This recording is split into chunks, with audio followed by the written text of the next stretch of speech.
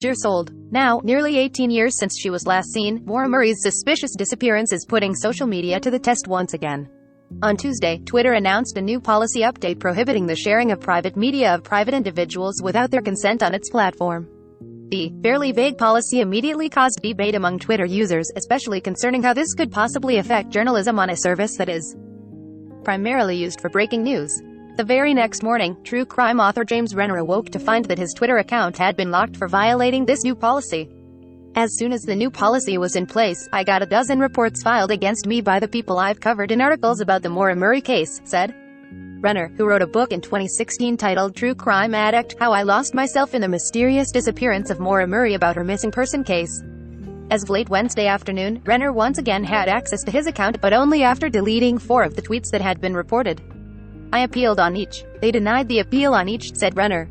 Then I deleted in order to get back into the account. I've had to delete every single one. They're mostly just links to stories I've written. And that's a very interesting characteristic of these reported tweets.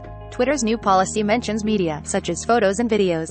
Do links to third-party websites count, too? Renner tells me that Twitter did post an embed card for the link, which automatically pulls a picture from the linked website into the tweet. Is that why these tweets fell under this policy?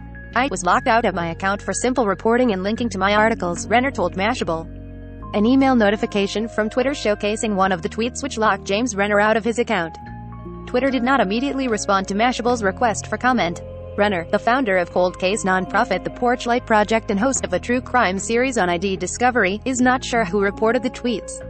Twitter's new policy rules state that tweets will only be flagged if they are reported to the company by the person depicted in the media or someone who represents them. The true crime author tells me that he knows at least one of the reports was not triggered by the person depicted in the tweet because the person would need to be Maura Murray, the young woman still missing after nearly 2 decades. It is possible that Maura Murray's family is behind the takedown of that particular tweet. Again, Twitter does allow a representative of the depicted person to file a report. Renner's self-described obsessive reporting on the case has been criticized before, and Murray's father, Fred Murray, has been one of those critics. One of the issues Renner's critics have with the true crime author is his beliefs on what reporting should entail. I've come to believe that there's only one way to establish credibility with readers, and that is to show them how you're making the sausage, he writes in his 2016 book. I think reporters should open up their research to all those interested and bring them along for the ride. That means scanning and posting the supporting documents you use to gather your facts. But I think it should go further. What I'd like to see is an open-sourced form of reporting, where journalists put notes and documents and pictures and sources in something like a readable Google Doc as they are reporting. In its piece, The New Yorker classified Renner's methodology as madness. However, another tweet from Renner focusing on Bill Rausch, Murray's boyfriend at the time of her disappearance, was also reported, forcing Renner to delete it. Rausch, a U.S. Army major, has been a key figure for true crime aficionados following Murray's disappearance. In recent years, Rausch has been charged on felony sexual abuse of a subordinate.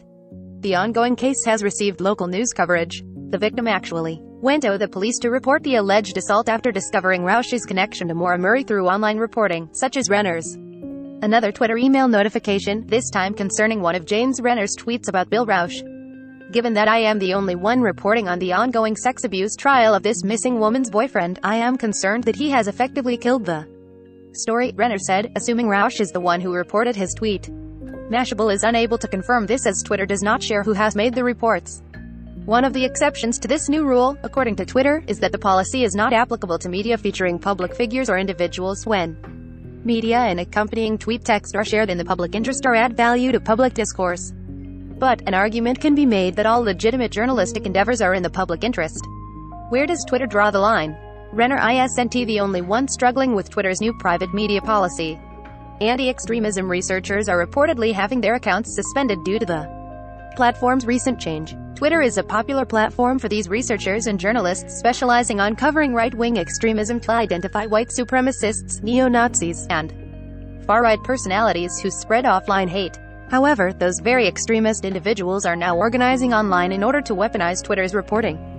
For example, in one such reporting instance, a researcher's account was apparently locked for sharing a photo of Proud Boys leader Enrique Tarrio, who is currently serving a prison sentence for destroying a Black Lives Matter banner belonging to a historic black church in Washington, D.C. Tarrio is both a public figure and a person of public interest.